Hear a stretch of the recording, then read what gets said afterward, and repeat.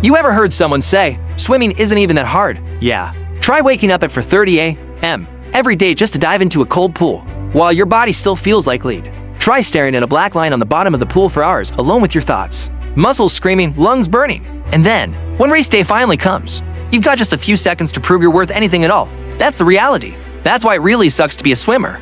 Most people only see the medals, the split times, the sleek suits. But what they never see, what they never talk about, is the invisible weight carried by every elite swimmer. You're not just racing the clock, you're racing perfection, and perfection, it doesn't forgive. To the swimming community, this one's for you. The ones grinding silently, the ones battling burnout in silence, the ones who know that swimming isn't just a sport, it's a lifestyle, a sacrifice. Let's talk about the pressure, not just the pressure of beating your personal best or qualifying for nationals. I'm talking about the pressure from parents, from coaches, from social media followers. Swimming isn't viral on TikTok. It's not trending on Instagram, but when the Olympics roll around, suddenly, everyone's an expert. They'll ask, why didn't she win gold? She trained for 4 years, right? As if training guarantees you anything. As if 1,000 early mornings and missed birthdays somehow entitles you to a podium. Swimmers know that heartbreak is part of the process. You miss a final by 0.0 to seconds, and no one cares that you were sick all week, or that your goggles filled with water. All they see is, you failed, and it's not just physical pain. There's mental pain, emotional fatigue, the kind that no ice bath or sports physio can fix. In 2025, more swimmers than ever are speaking up about depression, about anxiety, about the fear of letting everyone down. We're finally having the conversation, but still, most swimmers just keep pushing, quietly breaking inside. Let's break down a day in the life. Wake up before the sun, 2-hour swim session, school or work. Weightlifting in the afternoon, back to the pool, dinner, homework, maybe 6 hours of sleep, then repeat and repeat and repeat, and in that cycle. There's no room for off days, no space to say, I can't do it today, because your competition isn't resting. They're in the water, grinding. If you skip, you fall behind. That's the culture. Let's not forget the diet, the endless calculations of carbs, proteins, hydration, and supplements. One wrong bite, one skipped meal, and your body lets you know it's a science and a prison. Imagine being 16 and obsessing over macros while your friends are at McDonald's. Then there's the body image issue. Swimmers have strong, muscular bodies. But in the age of social media filters, even that gets criticized, to broad, to bulky. Not feminine enough, not lean enough, and it messes with your head. You train to be strong, but you're judged by aesthetics you never sign up for. Think about the isolation. This isn't a team sport where you rate passing the ball or celebrating together on the field. It's just you, alone, every lap, every breath. Even relays feel like individual battles. You win, you're the hero. You lose, it's all on you. Even the facilities reflect this loneliness. Most pools echo with silence, chlorine in the air, the constant hum of water. It's meditative, it's brutal, it's hypnotic. Hours spent in silence, head down, overanalyzing every stroke, every kick. And when something goes wrong, you don't get another try. One false start, and your entire meet is over. Thousands of hours all undone by one twitch of a toe. What's worse is that recognition is scarce, unless you're Phelps or Ledecky. No one remembers your name. You could be the best in your region, even your country, and still walk down the street without a single nod of acknowledgement. That invisibility, it eats away at you. Sponsorships, forget it. Unless you've got a world record or millions of followers, you're funding your own travel, your own suits, your own fees, and these suits, they cost hundreds for a few races, for a shot at being seen. In 2025, it's even worse. Now swimmers aren't just athletes, they're content creators. You have to train, and you have to post, engage with followers, grow your brand. Otherwise, you're invisible in the algorithm. Suddenly, your worth is measured not in medals, but in likes. Imagine juggling that with school, doc, or a job, or your mental health. It's exhausting.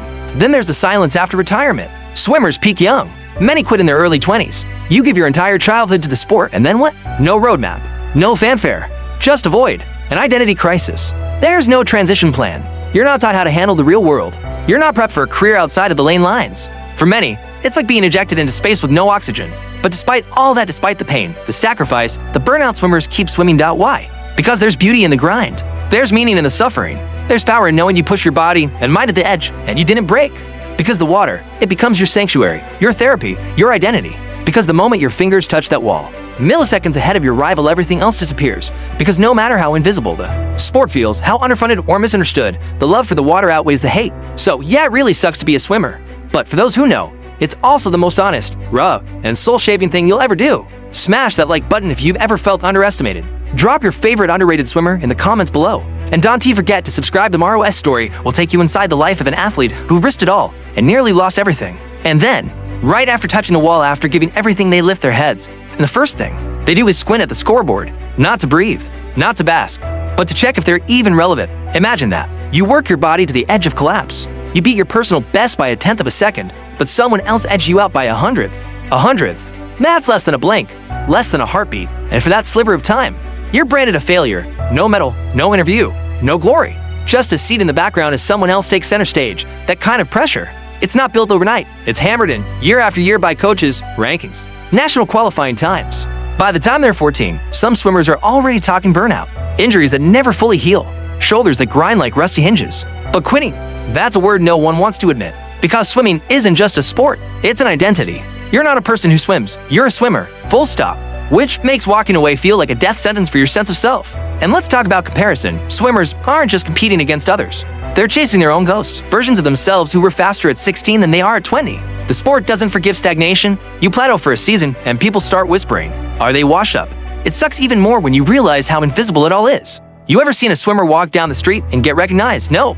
Unless they're an Olympic legend or viral TikTok swimmer, they're just anonymous. They don't get you deals. No major brand partnerships, unless they break a world record or land one of the rare elite sponsorships, even at the highest level. Swimmers hustle. They work part-time. They coach summer camps. They chase brand collabs on Instagram just to afford flight tickets to meets. And during the Olympics, sure, for 2 weeks, the world notices Michael Phelps, Katie Ledecky, Caleb Dressel. But outside that tiny window, crickets, their lifelong training becomes background noise in a sports world obsessed with touchdowns and slam dunks. You ever think about how weird that is? How swimming is one of the most grueling sports in existence, but still ranks near the bottom in visibility. It's because it doesn't translate well. The nuance, the splits, the pacing. It is hard for casual fans to understand what makes a race extraordinary, unless you ray already in the trenches. So the wins feel quieter, the losses hit louder, and the career lifespan brutally short, because swimming chews you up fast. By your early 20s, your body is already screaming for a break. Your peers are starting careers, starting families, and you're still chasing a personal best that might never come. And yeah, mental health, it's a silent storm in swimming. Isolation is built into the sport. You spend hours underwater, not talking, not hearing, just thinking, endlessly. And those thoughts, they can turn on you. Am I enough? Why am I still doing this? What happens if I don't qualify? And heaven forbid you open social media after a loss. You'll find strangers dissecting your time splits like armchair coaches, saying things like, they just don't have that killer instinct, or they choked. They don't see the 5 a.m. wake-ups, the shoulder tape, the quiet tears after practice. They just see the time on the board, and they judge your whole worth from it. Still, swimmers stay. They stay for the love of the water, the rare rays where everything clicks, the camaraderie at early morning practice, the feeling of slicing through water, weightless, powerful, but that love comes with a cost. And that cost is invisible to most. So if you know a swimmer really know one, you know their strength isn't just physical, it's mental, emotional. They carry the weight of dreams on their back with no guarantees. They do it for that one perfect dive, that one meet where the stopwatch finally tells them they're enough, that one whisper of legacy in a sport that forgets you fast. So yeah, it really sucks to be a swimmer, but maybe that's what makes them extraordinary. They know how to suffer, they know how to rise, they know how to do hard things and make it look easy. And that deserves respect. Smash that like button if you've ever underestimated what swimmers go through. Drop your favorite swimmer's name in the comments, let us give them the flowers they never ask for. And if you want more brutally honest stories from the shadows of sports, hit that subscribe button because tomorrow's story, it'll blow your mind. See you then.